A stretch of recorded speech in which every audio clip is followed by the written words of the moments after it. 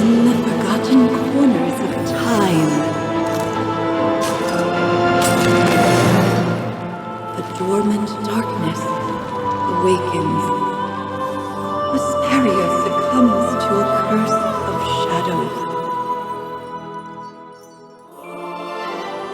Recall it now. Reclaim the lost sword. Let it illuminate the hero's journey. The one who shatters the eternal night. Behold the legend, Merlin.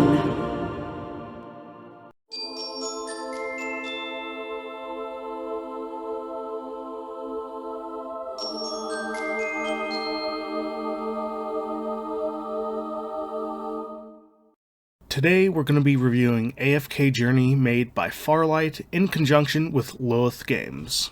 AFK Journey is a role-playing idle game where you play as a wizard who is trying to find out why winter is coming to a land where magic is supposed to prevent it from showing up in the first place.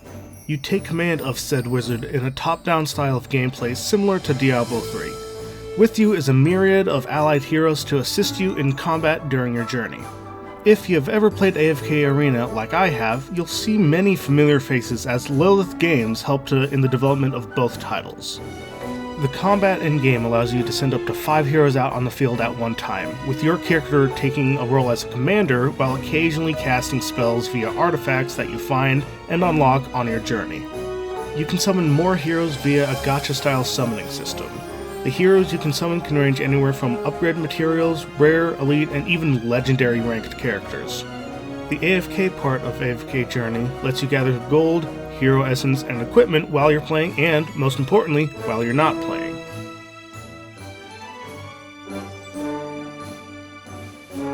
Now, I'm a big fan of AFK and idle style games for mobile, so straight out of the gate this hits a sweet spot.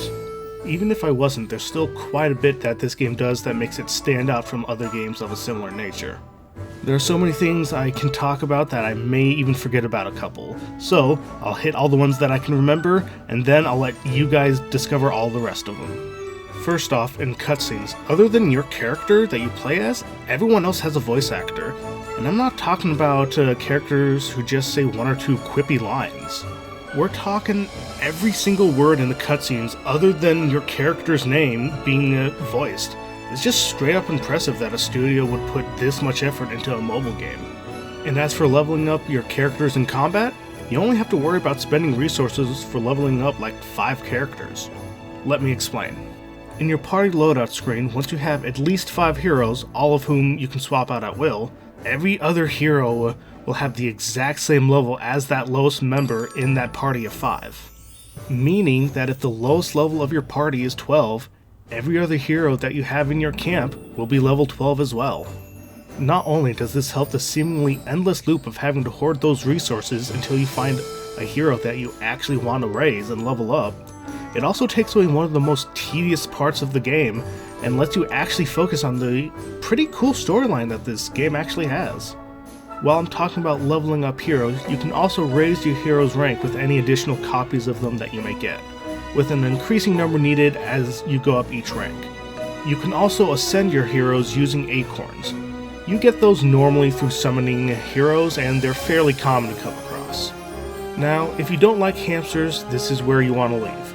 You get the acorns via hamsters, and the obligatory stupid character is gonna be a hamster as well. His name is Chippy, and he's one of the first heroes you get in-game. You don't have to keep him in your party, but he's always available, and he's one of the constant companions available with you in cutscenes. Another thing that's vital to any AFK or idle style of game is the AFK portion of the game, and in that regards this game does it extremely well. For many AFK and idle style games, you typically get 1 or 2 hours of money and resource collection before you have to buy an upgrade with either real currency or in-game currency.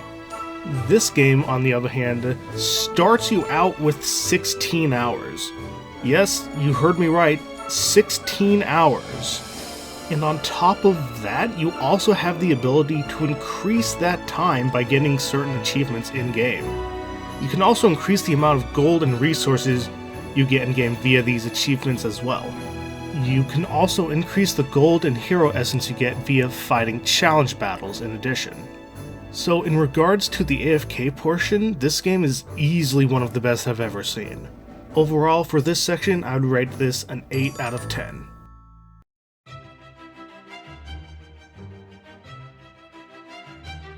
There are no in-game ads, no banner ads at the top or bottom of the screen, no annoying pop-up ads for any other mobile games.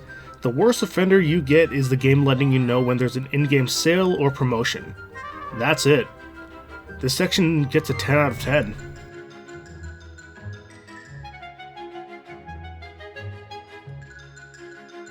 So, like with most mobile games nowadays, this one also has microtransactions. For this game, you can spend anywhere from 99 cents to $99.99. One of the items you can purchase in-game are called Dragon Crystals. For 99 cents, you can get a pack of 20. For $99.99, you can get a pack of 3,000. You can use these Dragon Crystals to buy anything from in-game diamonds to skins for some of the heroes. None of this is actually necessary to play the game, mind you, and quite frankly, I can think of many better things to spend my money on. On the plus side, you don't get inundated with pop-ups encouraging you to spend money in-game, so that's a definite step up from many other games. Overall, I'd give this section a 7 out of 10. If I've said it once, I've said it 1,000 times. It is just not worth spending money in mobile games. That being said, this game does the whole microtransaction thing rather well, all things considered.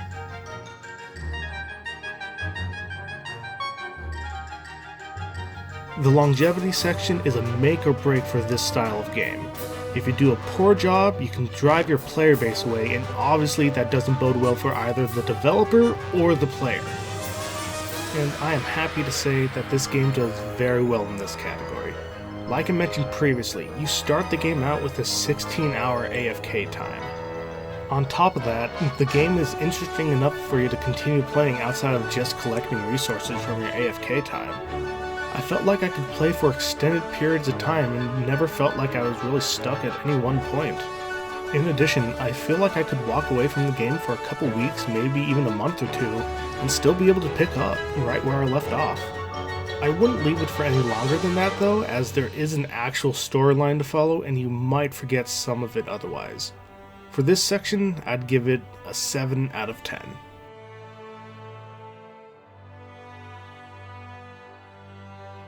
Overall for this game, I would give it an 8 out of 10. It's got so much to enjoy about it, and the things that aren't ideal can be overlooked pretty easily. I'd say it's at the least worth trying out. On the Google Play Store, this game is currently rated T for Teen with a 4.7 star rating with 97,000 different reviews, and over 1 million downloads as of the making of this video. So clearly I'm not the only one who thinks highly of this game. The game was released on March 22nd, 2024, with the most recent update being April 12th, 2024, and I'm interested to see what kind of updates there'll be for this game in the future. Thanks for watching. If you like what you saw, hit the like button, leave a comment down below, and subscribe to see what comes next. Now don't forget, you all are awesome, and I will see you in the next video. This is Nodmportant, nodding off.